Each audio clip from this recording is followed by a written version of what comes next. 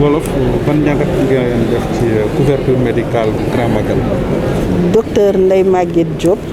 ngeen may ma rek ñu sant yàlla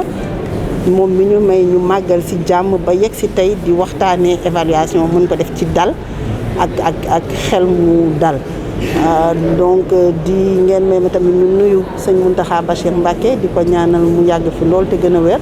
di nuyu suñuy autorité administrative préfet ak sous-préfet de Ndam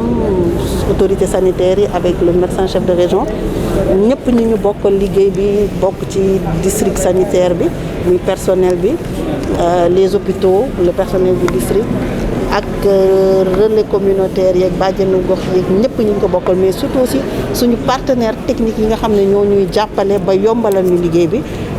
ku lim ndesal moo tax waaye ku ci nekk dina ci gis sa bopp boo waxee nos partenaires yi ñu jàppale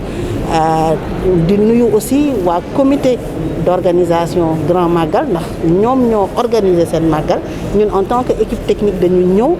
pour les encadrer les appuyer waaye wax fa dëgg yàlla ñu ànd ak ñoom liggéey bu rafet surtout commission santé bi nga xam ne moom la sëñ Cheikh Abdou jiite ak unité d'alerte bi avec le professeur Lamine Gueye ànd ko aussi ak daayiratu Muxaddamatul Xidma bi nga xam ne ñoo nekk biir grande mosquée doon vraiment un point épineux ñun yooyu yëpp daal ñu ànd ko def ko ba mu rafet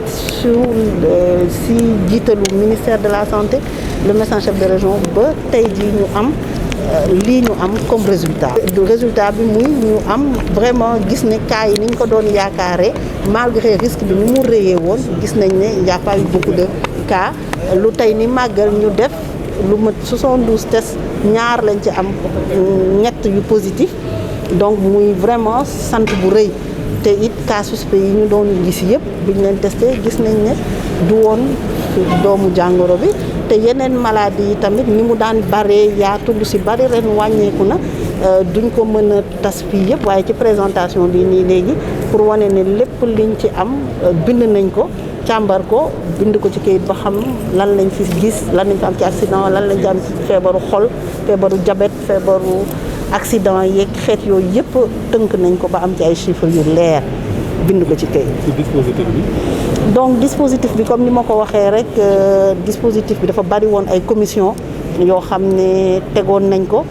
ci wàllu fagaru bi ci wàllu fegu bi ci wàllu yee askan bi ba ñu gën a góorgóorlu mais tamit ci wàllu détection fexe ba nit balaa bu feebaree ñu teel ko xam teel ko jël en charge mais aussi ñi nga xam ne dañoo yaakaar comme ni may waxee ne dañoo feebar il faut que ñu def laboratoire bi nag bari na lu muy càmbar waaye ren bu ñuy wax laboratoire moom ñëpp seen xel ci Covid la doon dem te loolu bu mënee nekk laboratoire Institut Pasteur moo ñu si jàppale ren biir Touba rek amoon nañ 5 plateformes RT-PCR muy loo xam ne yombul woon ba pare ñu indi lu ëpp junni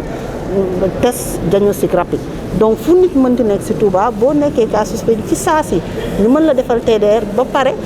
am ñu ñëw defal la prélèvement yóbbu ci plateforme bi ci saa si résultat bi génn donc muy loo xam ne tax na nit ñi doon ñëwoon yàgg ci bërëbu fajukaay yi ci saa si ñu xam bu dee Covid bu dul Covid donc wax fa dëgg yàlla daal muy organisation bu huilée bu leer ñëpp taxaw si jàpp si ba ñu am lii ñu am mooy résultat yi ñu leen wax ñetti cas ci jamonoy màggal gi yëpp xam nga ne loolu du dara par rapport ak risque bi ni mu tayoon donc ñuy sant yàlla di gërëm ñëpp ñi ko yombal Pasteur ñoo doon def diagnostic bi waaye am na ñu doon def sensibilisation bi am ñu doon indi malade ci sebak yi donc vraiment ak docteur yi leen di seet ak lépp nga xam ne daal yëf yi daanaka c'était une chaîne ku nekk am ci lu mu jàpp ba ñu am lii ñu am di ci sant yàlla bu baax di gërëmaat vraiment commission bi nga xam ne ñoom lañ ko àndaloon ba am ci lii. lan moo joxoon dayoo mais dañu gis que ni population dañ xaw a bàyyi seen loxo daal relâchement bi. waaw loolu tamit wax fa dëgg yàlla xanaa ñuy ñaan ndax ci màggal gi ñun def nañ sensibilisation waaye li ko gënoon li ñu gën a dimbali mooy ndigal gi sëñ Mountakha Bachir Mbacké joxe woon moom ci boppam mu jiitu ci takk masque bi utloo ay masque yaatal ko ba mu yomb ñëpp donc ba nit ñi taxaw ci donc ñun bu ñu ñëwee daanaka dañuy dolli rek waaye moom la mu waxoon doy na sëkk léegi nag day mel ni xam naa résultat yi ñu am nga xam ne kawe na njort tax na nit ñi bëgg a wàcce seen loxo waaye ñu ngi ñaanaat ñëpp ñu bàyyi xel mesure barrière yi ndax bu ñu xoolee li xew Europe fi mu ne nii te Touba centre nit ñi dañuy tukki di dem di ñëw tant que Covid mu ngi am feneen génn guñu ci risque bi donc wax fa dëgg yàlla ñuy ñaaxaat ñëpp ñu gën a respecter mesure barrières yi ba tendance baissière bii ñu am muy lu dëgg ñu continuer ko ba suñu borom génnee mbas mi ci àdduna bi yëpp. gis nañ ne Covid 19 bi lañu gënoon ragal mu juróon jàppar boobu waaye nag ci limat yi nga xam ne mooy données yi ngeen joxe yeneen yi tawat lañu gën a ràññee ci nga xam ne moom ngeen doon bàyyi xel ndax bëggoon nañ leen dikkaat ci gàttal. waaw comme ni ma ko waxee rek bu ñuy wax dispositif sanitaire du risque Covid rek lañ doon xeex risque global la feebar yi nga xam ne du wàlle feebar yi wàlle accident yeeg yëpp donc lépp loo xam ne rek day laal wér gu yaramu nit risque boobu da koy jël teg ay stratégie sant yàlla pour Covid bi liñ ci activités yi ñu ci def am nañ ci lii ñu ci am mais am na yeneen maladie yoo xam ne tamit parce que nit ñi am na ñoo xam ne dañoo amoon feebar ci màggal gi dajaloo beeg tàngoor bi mu sonal leen mooy li ñuy wax coup de chaleur yi bari na ci ñi nga xam ne seen yaram yeeg yax yeeg doon metti ak tension yi feebaru xol yeeg yooyu mais au moins fépp fexewoon nañ ba barabu fajukaay yi jege ba fu nit nekk mën fa dem faju ñu jël la en charge garab yi disponible 100% ñu jox leen wax fa dëgg yàlla c'est une prise en charge gratuite léegi nag Covid bi moom moo ëppoon doole ndax moo yóbbuwoon fitu ñëpp ba ñu def ci lii mais yeneen ñi tamit bàyyiwuñ leen woon donc ni ma leen ko waxee données yi mënuma wax nii rek bu ci nekk ñaata la am mais ci présentation bi ñu leen wan léegi gis ngeen chiffres yi exactement ba ci bërëbu fajukaay bu nekk lañ fa gis ci nit ak xeetu jàngoro yi fa amoon yëpp léegi nag loolu day wane nekk ba tey yeneen feebar yaa ngi fii ñuy ñaan nit ñi ku yëg dara sa yaram nga dellu si nga dem ci structure yi ñu jël la en charge te bàyyi xel prévention bi nag dara jiituwu ci vaccination bi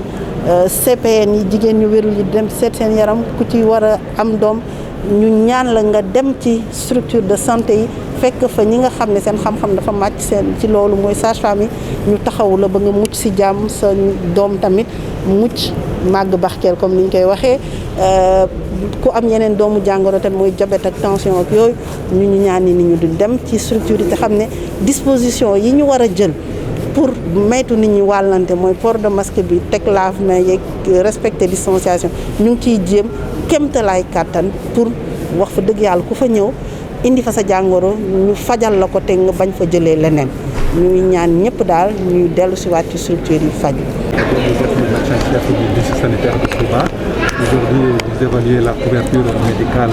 du Grand Magal. Quelle est l'appréciation que vous faites de cette couverture? Bonjour, donc permettez-moi tout d'abord de rendre grâce à Dieu, de formuler des prières à l'encontre du khalife général des Mourides, Serigne Mountakha Bachir, que Dieu lui prête longue vie, de remercier les autorités administratives et sanitaires du pays, donc remercier aussi tout le personnel du district et tous nos partenaires techniques et les partenaires communautaires qui nous ont accompagnés dans l'organisation de cet événement qui était quand même un événement de taille avec un grand risque sanitaire qui était là, qui pesait et qu'on a pu organiser. Et aujourd'hui, Dieu merci, on a une appréciation globale très positive parce que quand même les résultats le montrent. C'est pas subjectif mais c'est très objectif vu le nombre de cas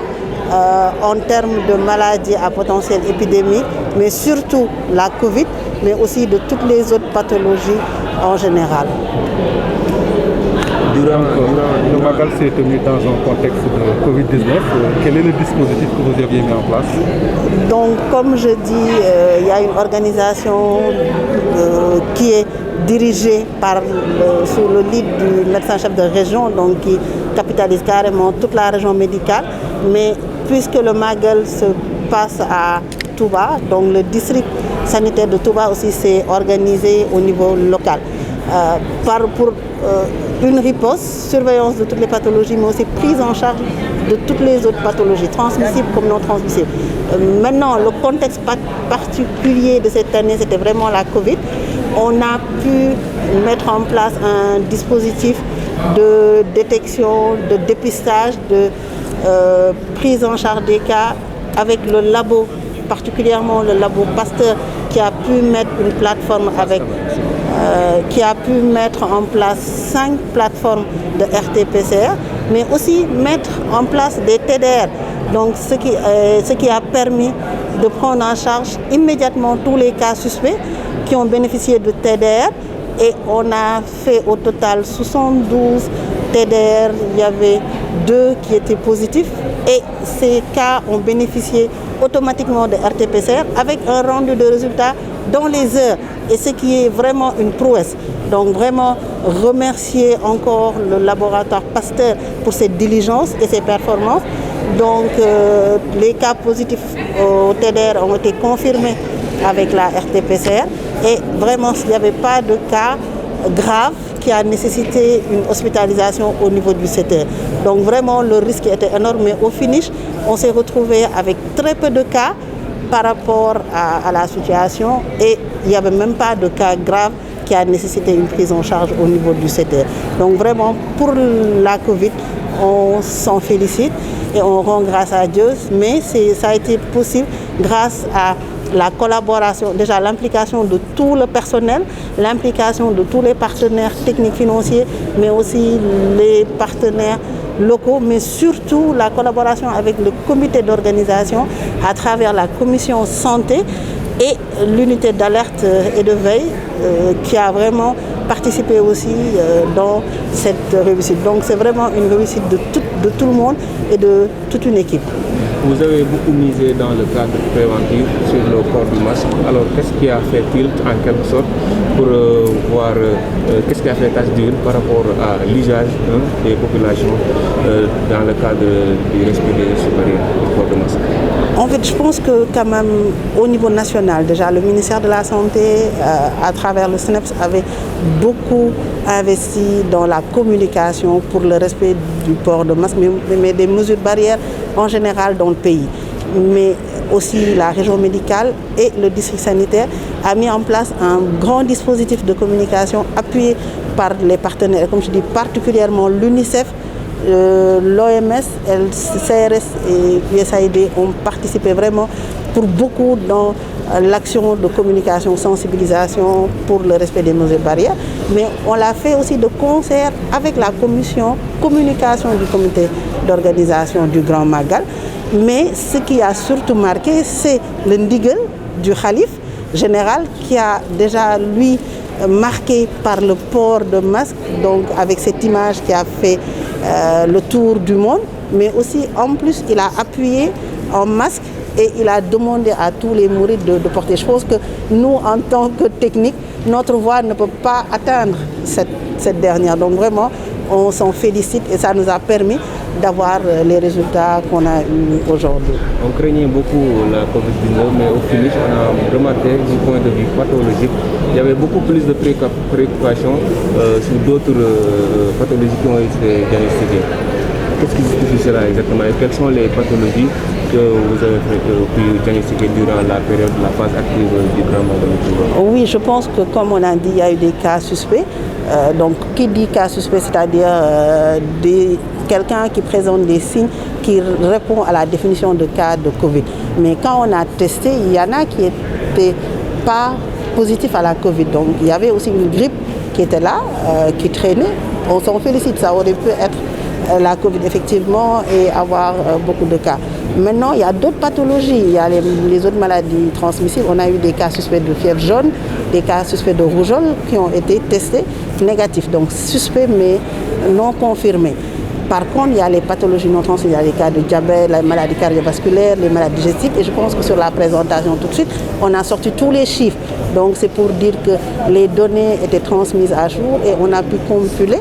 Et on a une idée claire de toutes les pathologies, les accidents domestiques, les accidents de la voie publique et tout. Donc je pense qu'on pourrait partager avec vous ces présentations pour mieux illustrer tout ce que nous disons actuellement. La COVID-19 a beaucoup ralenti les programmes, notamment le programme élargi de vaccination et autres. Alors quel est le plan de relance au côté du district pour pouvoir remettre les pendules à l'heure? On est dessus, hein. Il y a un plan de relance actuellement qui est en cours de mise en œuvre pour ramener la population à venir dans les structures de santé, à utiliser tous les offres de services, que ce soit préventif comme la vaccination, mais aussi curatif, que les gens viennent se consulter quand ils ont des symptômes, mais aussi les CPN, surtout avec les femmes enceintes, l'utilisation du TPI et tout. Donc vraiment, on est en train de dérouler des activités. On demande vraiment à tout le monde de revenir vers les structures pour réduire de façon importante la morbimortalité liée à toutes les maladies en général dans le district de Toul. La maladie, on a une tendance baissière, certes, les populations, semble-t-il, négliger les gestes barrières. Est-ce que c'est le moment? On est tous conscients que ce n'est pas le moment, parce qu'il y a une tendance baissière qui est là, qui est générale, notée, mais tant qu'il y a un seul cas dans le monde, on n'est pas à l'abri, il y a un risque. Et qui dit risque demande des stratégies de prévention pour ne pas avoir un retour de situation. Et je pense qu'actuellement, si on voit ce qui se passe en Europe, ça devrait quand même amener à réfléchir et à revoir nos méthodes. Donc je pense qu'il ne faudrait pas qu'on attende que ça arrive pour se remobiliser, alors qu'avec un respect des mesures barrières, on peut maintenir cette tendance baissière.